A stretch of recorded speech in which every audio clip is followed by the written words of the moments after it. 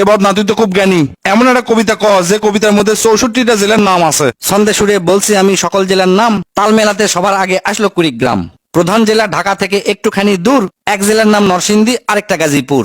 জয়পুরহাট ও লালমনিরহাট দুইটা জেলার নাম, রাজশাহীর নাম উজ্জ্বল করছে মিষ্টি স্বাদের আম। পাহাড় ঘেরা বান্দরবন ও সিলেট খাগড়াছড়ি, ময়মনসিংহের কিশোরগঞ্জে এই লেখকের বাড়ি।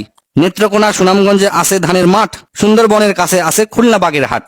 ভোলা এবং বরিশালে আছে অনেক নদী, পাবনায় আছে পাগলাগারদ, বগুড়ায় আছে দধি। পাশাপাশি দুইটা জেলা টাঙ্গাইল জামালপুর, আরো দুইটা জেলা হলো কুষ্টিয়া যশোর। মনের মতো একটা জেলার নাম তার মাগুরা, দন্তানতে নারায়ণগঞ্জ, নাটোর ও নওগাঁ। দন্তানতে আরো 4টি জেলা বলতে আমি পারি, নবাবগঞ্জ ও নোয়াখালী, নড়াইল, নীলফামারী। গঞ্জদিয়া মানিকগঞ্জ হয় আরো মুন্সিগঞ্জ, গোপালগঞ্জ হয়, হবিগঞ্জ হয় আরো সিরাজগঞ্জ। চাপাই নবাবগঞ্জ কিন্তু গঞ্জ দিয়া ভাই, এদের ছাড়া বাংলাদেশে আর কোনো গঞ্জ নাই। রংপুর আর রাঙ্গামাটির নামটা রঙে রাঙা, নামের জন্য আরো সুন্দর চাঁদপুর চুয়াডাঙ্গা। কক্সবাজার নামের জেলা আছে সাগরও পারে, পঞ্চগড়টা পড়ছে বন্ধু দেশের এক কিনারে। ফেনী জেলার নামটা মাত্র 2টা অক্ষর দিয়া, সবচেয়ে বেশি অক্ষর লাগে লিখতে ব্রাহ্মণবাড়িয়া।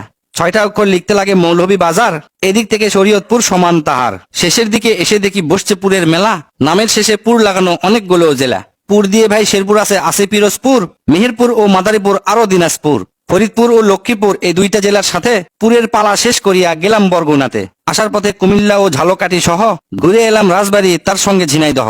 গাইবান্ধার নাম বাদে থাকে আর মাত্র এক হালি, তাদের মধ্যে একটা জেলার নাম পটুয়াখালী। এখন শুধু বাকি আছে 3টা জেলার নাম, এদের মধ্যে একটা জায়গা হইল চট্টগ্রাম।